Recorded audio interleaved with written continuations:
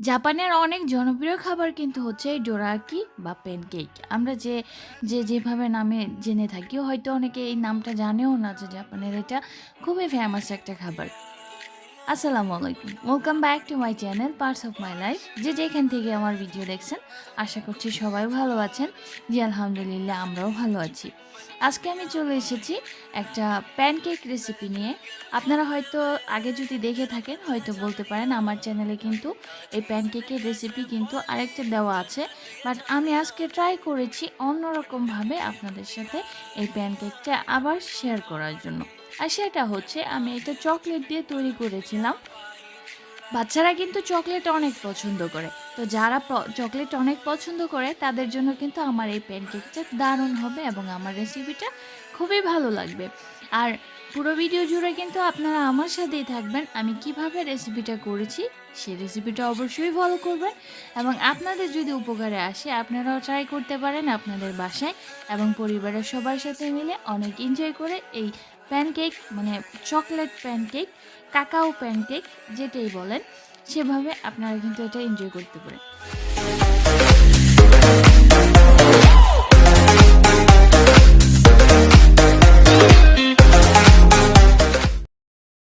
তো এখানে প্রথমে আমি একটা কাঁচের বাটি নিয়ে প্লেট নিয়ে নিয়েছি। তো এখানে আমি একদম গরম পানি এখানে দিয়ে দিয়েছি, কারণ আমি যে চকলেটগুলো আছে সেগুলো কিন্তু অ্যাড করে নিব। আর এই চকলেটগুলো কিন্তু মিষ্টি না, এটা কিন্তু এটার সাথে কিন্তু আরও মিষ্টি অ্যাড করে তারপরে চকলেট তৈরি করা হয়।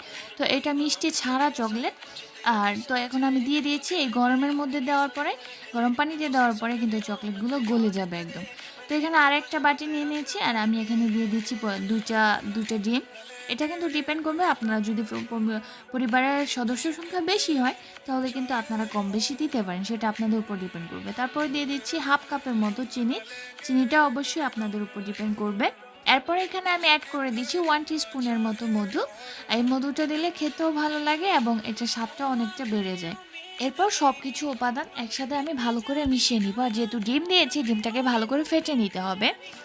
আর এই খাবারটা কিন্তু জাপানে অনেক ফেমাস, আর আমার কাছেও খুবই ভালো লাগে। আমিও আমার কাছে ভালো লাগে বিধায় আমি প্রায়ই তৈরি করে থাকি। আর এখন আমি দিয়ে দিচ্ছি 1 কাপের মতো ময়দা, অল পারপাস ফ্লাওয়ার যেটা আছে সেটাই। তবে আমি এটা চালনি দিয়ে ছেঁকে দিচ্ছি যাতে করে এর মধ্যে যে দানা ভাব বা কিছু থাকলে সেটার জন্য চলে যায়। তো আপনাদের অবশ্যই ডিপেন্ড করবে, আপনারা ফ্যামিলির সংখ্যা বেশি হলে, মানে সদস্য সংখ্যা যদি বেশি হয় আপনারা কম বেশি সেটা তৈরি করে নিতে পারবেন। এরপর এখানে আমি দিয়ে দিচ্ছি 1 টিস্পুনের মতো বেকিং পাউডার। বেকিং পাউডার দিলে এটা খুবই ফুলকো হয়, তবে আমি ট্রাই করেছি ভালো করে করার জন্য। আপনারা যদি চেষ্টা করেন অবশ্যই আপনাদেরটাও ভালো হবে। তো এখন ভালো করে আমি সব কিছু একসাথে মিশিয়ে নিচ্ছি। এ পর্যায়ে আমার কিন্তু যেহেতু ডিমের পরিমাণটা কম, তো এখানে কিন্তু আমার অন্য লিকুইড ব্যবহার করতে হবে। সেক্ষেত্রে আমি এখানে লিকুইড মিল্ক ব্যবহার করব, আর সেটা কিন্তু অবশ্যই লো টেম্পারেচারে হতে হবে। আর এখানে আমি দিয়ে দিচ্ছি একটু ভ্যানিলা এসেন্স, মানে যেটা পাউডার থাকে পাউডারের মতো, সেটা আমি এখানে দিয়ে দিচ্ছি। দিয়ে তারপর ভালো করে একসাথে নেড়েচেড়ে নিতে হবে। আমি কিছুটা নাড়াচাড়া করার পরে তারপরে আমি পরবর্তীতে দুধ অ্যাড করব। তো এখন আপাতত ডিমটার সাথে যে ময়দাগুলো আছে সেগুলো আমি একসাথে অ্যাড করে নিচ্ছি।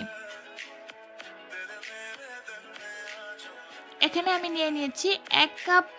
ময়দার জন্য 1 কাপ মিল্ক লাগবে। তারপরে এটা ডিপেন্ড করবে আপনার কতটুকু লাগবে, কারণ এটা পুরোপুরিভাবে বলা যায় না। অনেক সময় অনেক ময়দা কিন্তু কিছুটা পানি বেশি করে আর কিছুটা পানি কম করে। যখন মানে আমি আমার এক্সপিরিয়েন্স থেকে বলছি, যখন আমি রুটি তৈরি করি তখন আমার কিছু ময়দা একটু ভালো মনে হয়, আবার কিছু ময়দা একটু অন্যরকম মনে হয়, যার জন্য আমি বললাম আর কি। তো এটা আপনাদের উপর পুরোটাই ডিপেন্ড করবে।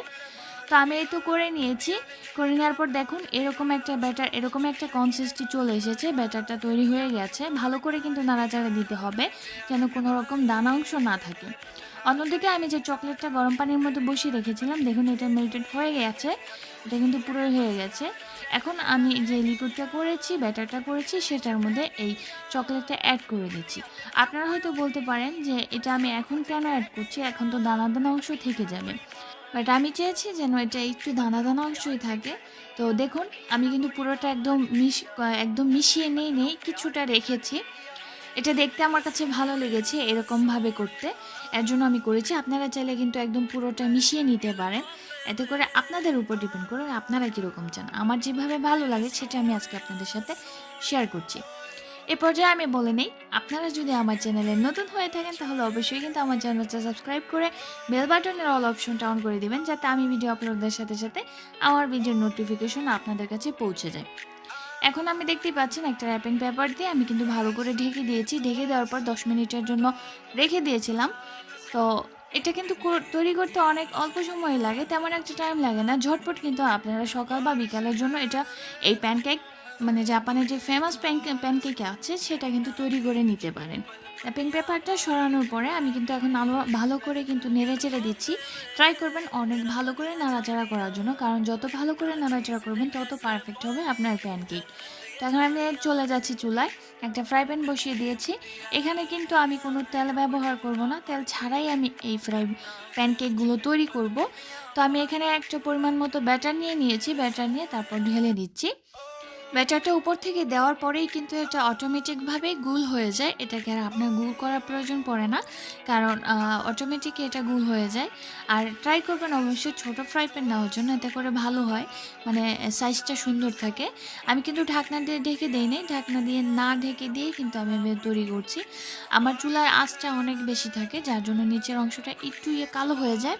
আপনারা যখন রান্না করবেন তখন কিন্তু অবশ্যই মানে আপনারা যখন এই প্যানকেকটা তৈরি করবেন অবশ্যই চুলার আঁচটা কিন্তু একদম নর্মালে রাখতে হবে, লো ফ্লেমে রাখতে হবে, যাতে করে নিচে যে অংশটা আছে সেটা যেন না পুড়ে।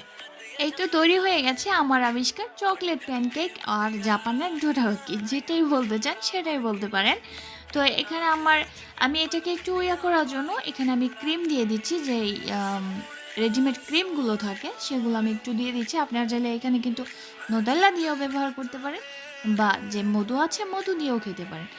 আর এটা যখন ক্রিম দিবেন তারপর উপরে আরেকটা দিয়ে একটু ভালো করে চারিদিকে একটু মুড়ে দিবেন, তারপর মাঝখানে এই ক্রিমটার জন্য খেতে খুবই ভালো লাগবে। আপনাদের বাসায় যদি বাচ্চা থাকে তাহলে অবশ্যই কিন্তু আপনাদের বাচ্চাদেরকে এই প্যানকেকগুলো তৈরি করে দিতে পারেন, কারণ চকলেট পছন্দ করে না এমন বাচ্চা খুবই কম আছে। যারা চকলেট পছন্দ করে তাদের জন্য একদমই পারফেক্ট হচ্ছে এই রেসিপিটা।